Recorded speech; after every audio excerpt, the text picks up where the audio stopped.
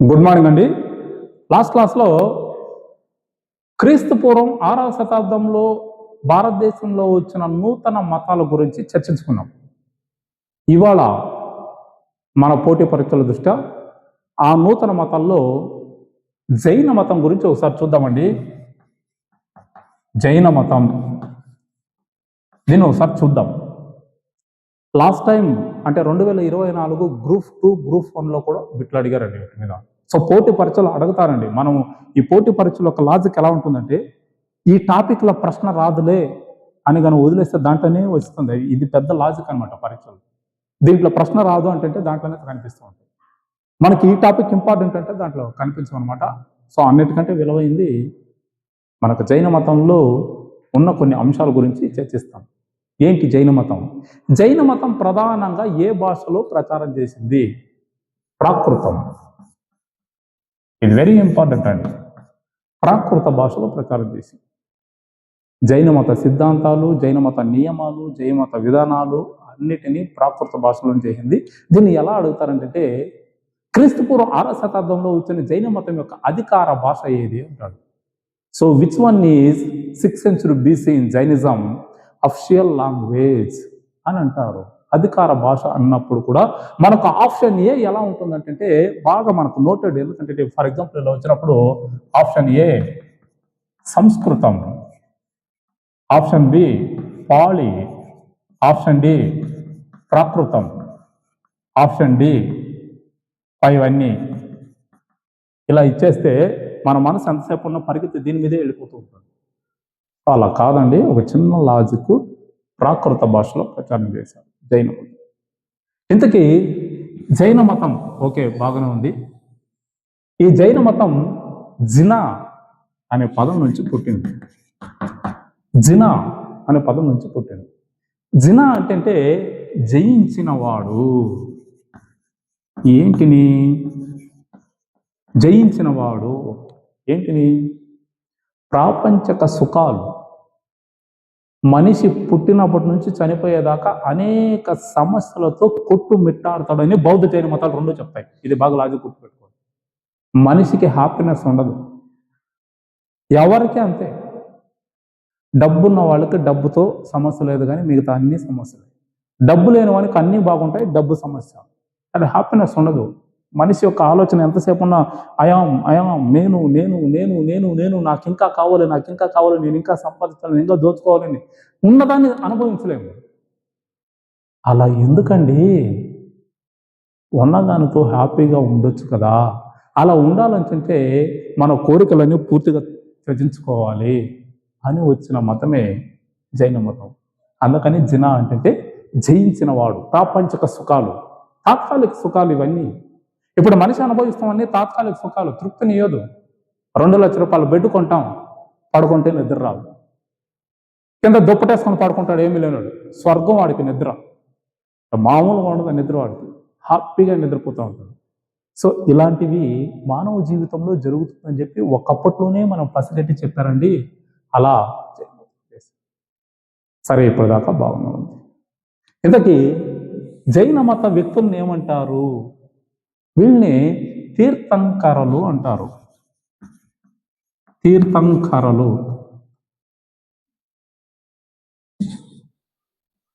తీర్థంకరలు అంటారు. Very important. జైన మత వ్యక్తుల్ని తీర్థంకరలు అంటారు. ఈ తీర్థంకరలు మొత్తం ఎంతమంది? 24 మంది టోటల్. 24 మంది. దీంట్లో మొదటి వ్యక్తి ఎవరు? ఋషభనాథుడు. ఋషభనాథుడు వెరీ ఇంపార్టెంట్. ఋషభనాథుడు. ఇతని యొక్క సింబల్ అంటే ఏ గుర్తుతో చూపిస్తారు? ఎద్దు. వెరీ ఇంపార్టెంట్ అండి. మ్యాచింగ్లో చాలాసార్లు పోటీ పరీక్షల్లో యూజీసీ నెట్ కానీ ఏపీ సెట్ కానీ అడిగేటప్పుడు ఇలాంటి బిట్లే బాగా అడుగుతూ ఉంటారు. తీర్థంకర్లు జైన మతాన్ని అనుసరించిన వ్యక్తుల్ని లేదా ఫాలో చేసిన వ్యక్తుల్ని తీర్థంకర్లు అంటారు. వాళ్ళు ఎంతమంది అంటే 24 మంది. ఈ సంఖ్యను కూడా అడిగారు. నా కంటెంట్లో ఉండే ఆస్పిరెంట్స్ అన్నెసరీ వాయిస్ నేను పెట్టను. సబ్జెక్ట్ మినహాయించి నాకు మిగతా అన్నెసరీ వాయిస్ నేను పెట్టనండి. చూసిన కాడికి ఎంతమంది ఒకరో ఇద్దరు చూసినా కూడా నేను హ్యాపీగా ఫీల్ అవుతా.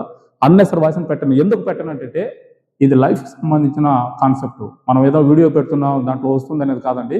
ఆ కాన్సెప్ట్ చూసినప్పుడు రేపు పోటీ పరీక్షలు ఎక్కడైనా రిఫ్లెక్ట్ అయినా, లేదంటే మనం ఏదైనా నేర్చుకునేటప్పుడు ఏదేదో తప్పులు అన్నీ చెప్పేస్తుంటే లైఫ్ చాలా ఇబ్బంది పడుతుంది. అందుకని నేను జస్ట్ కంటెంట్నే చెప్తూ ఉంటాను. సో ప్రతి అంశము ఇంపార్టెంట్. 24 మంది తీర్థంకారులు. మొదటి వ్యక్తి వృషభనాథుడు. ఏ గుర్తుతో చూపిస్తారు? ఎద్దు, బుల్. బుల్. సో ఇంగ్లీష్లో బుల్. దాన్ని ఒకసారి తెలుగులో ఇట్లా టైప్ చేస్తాడు చూడండి, బుల్. ఇట్లా టైప్ చేస్తాడు, తెలుగులో టైప్ చేస్తాడు అన్నమాట. సో ఇతనికి ఇద్దరు కుమారులు. ఎవరికి? వృషభనాథునికి. పెద్ద కుమారుడు ఇద్దరు కుమారులు అండి, ఇద్దరు కుమారులు. మొదటి వ్యక్తి బాహుబలి లేదా ఇతనికి మరొక పేరు గోమటేశ్వర. బాగా గుర్తుపెట్టుకోవాలండి. రెండవ వ్యక్తి భరతుడు. మన బాగుదండి. వీళ్ళిద్దరికీ కొడుకులకి ఇద్దరికి సింహాసనం కోసం, తండ్రి మరణం తర్వాత సింహాసనం కోసం గొడవ జరిగితే రాజ్యాధికారానికి అందులో గెలిచిన వ్యక్తి మనకి భరతుడు గెలుస్తూ ఉంటాడు. ఆ భరతుడు గెలిచి భారతదేశాన్ని పరిపాలించాడు కాబట్టి భరతుని పేరు మీద భారత్ అనే పేరు వచ్చింది. ఇది టెర్మినాలజీ. ఈ చిన్న కాన్సెప్ట్ ని తీసుకొని 2 పార్ట్ల సినిమా తీశారు సినీ హీరోలు. బాహుబలి, గోమటేశ్వర విగ్రహం. ఎక్కడ ఉంది గోమటేశ్వర విగ్రహం అంటే ఇప్పుడు కూడా ఉంది. ఎక్కడ ఉంది అంటే కర్ణాటకలోని శ్రావణ బెళగొళ. సో దక్షిణ భారతదేశంలో ప్రసిద్ధి చెందిన జైన మత ప్రదేశం. బాగా గుర్తుపెట్టుకోండి కాన్సెప్ట్. దక్షిణ భారతదేశంలో ప్రసిద్ధి చెందిన జైన మత ప్రదేశం. సో మనకి కర్ణాటకలోని శ్రావణ బెళగొళ గోమటేశ్వర విగ్రహం. ఆ స్టాచ్యూ ఎలా ఉంటుందంటే దిగంబర. చెప్తాను, శ్వేతంబర దిగంబర అంటే ఏంటో చెప్తాను. ఇప్పుడు జస్ట్ లాజిక్ ఇస్తున్నా. దిగంబర అంటే వస్త్రాలు లేకుండా పూర్తిగా అలాగే నగ్నంగా ఉన్న వ్యక్తిని దిగంబరులు అంటారు. అది ఒక శాఖ జైన మతంలో. అలా దిగంబర శాఖకు చెందిన వ్యక్తే మనకు గోమటేశ్వర లేదా బాహుబలి. సుమారు 72 అడుగులు ఎత్తు ఉన్న విగ్రహం దక్షిణ భారతదేశంలో శ్రావణ బెళగొళలో ఇప్పుడు కూడా కనిపిస్తుంది. సో ఇది వృషభనాథుడు, అతని యొక్క కాన్సెప్ట్ అన్నమాట. దీని తర్వాత మనకి ఈ 24 మందిలో మొదటి వ్యక్తి. బాగా గుర్తుపెట్టుకోవాలి, 24 మందిలో మొదటి వ్యక్తి. వీళ్ళందరికీ ఎలా సార్ ఏం తెలుస్తారంటే వీళ్ళందరికీ మనకి చరిత్రలో ప్రత్యేకమైన స్థానం లేదు. ఎప్పటిదాకా అంటే 21 దాకా, 22 దాకా చరిత్రలో పెద్దగా వీళ్ళు చారిత్రక పురుషులు కాదు. మరి 23, 24 చారిత్రక పురుషులు. హిస్టరీలో వీళ్ళు ప్రత్యేకం గురించి ప్రస్తావించడం జరిగింది. ఎవరు? 23వ వ్యక్తి పార్శ్వనాథుడు. ఇతను పాము గుర్తుతో చూపిస్తారు, గుర్తుపెట్టుకోవాలి. పార్శ్వనాథుడు పాము సింబల్, పాము గుర్తుతో చూపిస్తారు. 24వ వ్యక్తి వర్ధమాన మహావీరుడు. చివరి వ్యక్తి ఇతన్ని లయన్, సింహం గుర్తుతో చూపిస్తారు.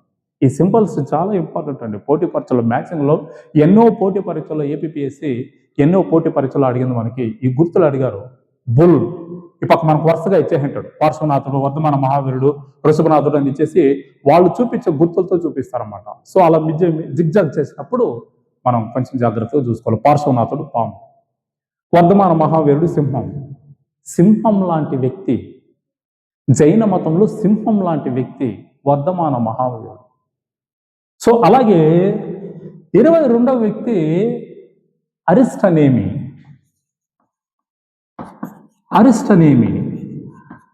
22వ వ్యక్తి అరిస్టనేమి. 21వ వ్యక్తి నేమినాథుడు. సో వీళ్ళు చారిత్రక పురుషులు కాదు కాబట్టి వీళ్ళకి, కానీ ఈ సంఖ్యను అప్పుడప్పుడు గుర్తుపెట్టుకోరండి. వీళ్ళు భారతదేశంలో జైన మతాన్ని ప్రచారం చేశారు, జైన మత సిద్ధాంతాన్ని తీసుకొచ్చారు. మరి వృషభనాథుని తర్వాత జైన మతాన్ని ఒరిజినల్గా స్థాపించిన వ్యక్తి ఎవరంటే వర్ధమాన మహావీరుడు.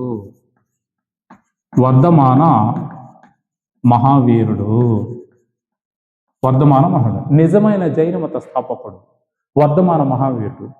ఇతని జననం కుంద గ్రామం. చూడండి, కుంద గ్రామం. ఇతని మరణం పవపూరి. పవపూరి. ఇతని జననం కుంద గ్రామం, ఇతని మరణం పవపూరి. అధికార భాష ప్రాకృతం. జైన మత వ్యక్తులను తీర్థంకరులు అంటారు. జైన మతాన్ని ఆచరించే వాళ్ళను నిగ్రంథులు అంటారు. నిగ్రంథులు అంటారు. వీళ్ళ సంఖ్య ఎంతమంది అంటే 12 మంది. వీళ్ళ సంఖ్య ఎంతమంది అంటే 12 మంది. 42 సంవత్సరాల వయసులో ఇతనికి జ్ఞానోదయం జరిగింది. ఎవరికి? వర్ధమాన మహావీరునికి 42 సంవత్సరాల వయసులో ఇతనికి జ్ఞానోదయం కలిగింది. పార్శ్వనాథుడు ప్రవేశపెట్టిన ఒక అంశంతో, బ్రహ్మచర్యాన్ని కూడా పాటించాలనే అంశంతో మనకి వర్ధమాన మహావీరుడు 5 అంశాలను కలిపి జైనమత సిద్ధాంతాన్ని చూపించడం అనేది ఇక్కడ మనకి కనిపిస్తూ ఉంటుంది. సో ఇతను గౌతమ బుద్ధుడు ఇద్దరు సమకాలీనులు. బాగా గుర్తుపెట్టుకోవాలండి, సమకాలీనులు. ఇతను గౌతమ. జైన మతం యొక్క ప్రధాన కాన్సెప్ట్ ఏంటంటే సల్లేఖనం. బాగా గుర్తుపెట్టుకోవాలండి, వెరీ ఇంపార్టెంట్, వెరీ ఇంపార్టెంట్. ఇంగ్లీష్లో కూడా అలాగే అంటారు, టైప్ చేస్తాడు. సల్లేఖనం. సల్లేఖనం. ఈ సల్లేఖనాన్ని అనుసరించిన మొదటి జైన తీర్థంకుడు ఎవరంటే వర్ధమాన మహావీరుడు. ఇందుకు ఈ సల్లేఖనం అంటే ఏంటంటే అన్న పానీయాలు మానేసి, పూర్తిగా అన్నమే తినేది వదిలేసి, తన శరీరాన్ని డౌన్ చేపించి, అంటే శుష్కింప చేపించి మరణం పొందడం. ఎందుకు సార్ అంటే జైన మతం భారతదేశంలో అనేక సిద్ధాంతాలను తీసుకొచ్చిందండి. చాలా నీచం కఠినమైన సిద్ధాంతాలు తీసుకొచ్చింది. అందులో ప్రధానమైన సిద్ధాంతాలు ఏంటంటే ఈ సృష్టి మీద మనిషి ఎంత ఇంపార్టెంటో ప్రతి ఒక్క జీవి కూడా అంతే ఇంపార్టెంట్. మనకు తెలియకుండా మనం ఎన్నో జీవుల్ని చంపేస్తున్నాము. అందుకని మనిషి అన్నం తినేదాన్ని వదిలేయాలి. ప్రాపంచిక సుఖాల్లో ఇది ఒక కాన్సెప్ట్ అన్నమాట. ఎందుకు ఎలా అంటే ఇప్పుడు మనం నడుస్తున్నప్పుడు చీమలు చచ్చిపోతాయి. వెహికల్స్లో వెళ్తున్నాం, గుద్దేస్తాం, మనుషులనే గుద్దేస్తాం, మనం చనిపోతూ ఉంటాయి. వ్యవసాయం చేసేటప్పుడు వాళ్ళు ఎంత కఠినమైన సిద్ధాంతాలు తీసుకుంటుంటే జైన మతంలో మనం వ్యవసాయం చేసేటప్పుడు మనకు తెలియకుండానే కొన్ని జీవులు చంపేస్తున్నాం, మనము చిన్న చిన్న పురుగులు చంపేస్తున్నాము, అది మహాపాపంతో కూడుకున్న అంశం మనకి అని చెప్పి జైన మతం సిద్ధాంతాలు తీసుకుంది. అందుకని వాళ్ళ సిద్ధాంతాల్లో సాయంత్రం 6 గంటల లోపల భోజనం చేసే కార్యక్రమం పెట్టుకున్నారు. ఒకవేళ 6 గంటలు అవుతుంటే ముక్కకి ఇలా తలకాయకి గుడ్డ వేసుకొని ఆ గుడ్డ ద్వారా మనం నీళ్లు తాగే కాన్సెప్ట్. ఎందుకంటే మనకు తెలియకుండా కొన్ని సూక్ష్మ క్రిములు లోపలికి వెళ్ళిపోతాయి, చాలా క్రిటికల్ పొజిషన్లోకి ఉంటుందండి. కానీ అది మానవ జీవితంలో మనం కూడా కాలేకపోయింది. మరి అంత దీనిగా ఉంటాం, మనిషి బతుకులేము భూమి మీద. మనకు తెలియకుండా కొన్ని చనిపోతూ ఉంటాయి, చంపేస్తూ ఉంటాం. It's a concept. కానీ వాళ్ళు ఆ సిద్ధాంతం తీసుకొచ్చారు. వర్ధమాన మహావీరుడు భయంగా చేశారు. అందుకని కనీసం కూరగాయలు కోసేటప్పుడు కూడా అందులో పురుగులు ఉంటే మనకు తెలియకుండా చంపేస్తాము, ఆ కూరగాయలు కోయడమే వద్దు అని చాలా కఠినమైన నియమాలు తీసుకొచ్చారు.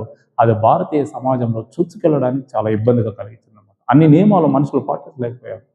సో అలాంటి సిద్ధాంతాల్లో మనకి వర్ధమాన మహావీరుడు ఈ సల్లేఖన వ్రతాన్ని పాటించారు. సల్లేఖన వ్రతాన్ని ప్రశాంతంగా హ్యాపీగా చివరి క్షణాలు మొత్తం డౌన్ అయిపోతుంది. ఇప్పుడు ఫుడ్ తినలేదంటే బాడీ మొత్తం డౌన్ అయిపోతుంది. అలాగే డౌన్ అయిపోయి ఒక రోజు చనిపోతాం మనం. సో అలా చనిపోతే మనం స్వర్గానికి వెళ్తాం. సో పాపం కాకుండా పుణ్యాన్ని మూట కట్టుకుంటాం అనే కాన్సెప్ట్లో మనకి తీసుకోవడం జరిగింది. మరి జైన మతం యొక్క సిద్ధాంతాలు ఏంటి, వాద విధానాలు ఏంటి, నెక్స్ట్ క్లాస్లో మేము ముందుకు వస్తాం. Thank you.